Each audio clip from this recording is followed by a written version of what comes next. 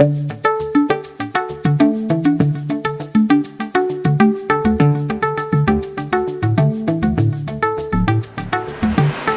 oxygen cylinders might be a fairly common sight in ambulances or attached to the back of wheelchairs, oxygen is still highly volatile.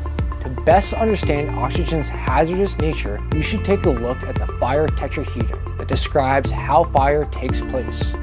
Oxygen, fuel, ignition, and a chain reaction are the elements that make up the tetrahedron and the necessary elements for a fire, or an explosion, which is essentially a quick fire. In the case of an oxygen cylinder, we have highly concentrated 100% oxygen. Normal air in the gas in a scuba cylinder is typically only 21%. A higher concentration means that the other side of the tetrahedron doesn't have to be as big in presence. For example, instead of needing a log and a newspaper as fuel and a lighter as the ignition source, we might only need some oils as fuel and fast-flowing gas as the ignition.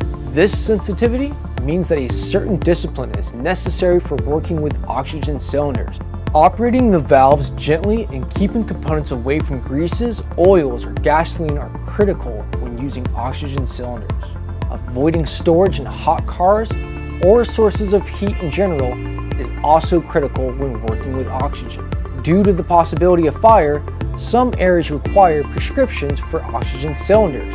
Other areas have easy access to oxygen fills for medical cylinders through industrial shops or dive centers. Following those steps helps reduce the chance of fire or explosion with oxygen, although the hazards still exist.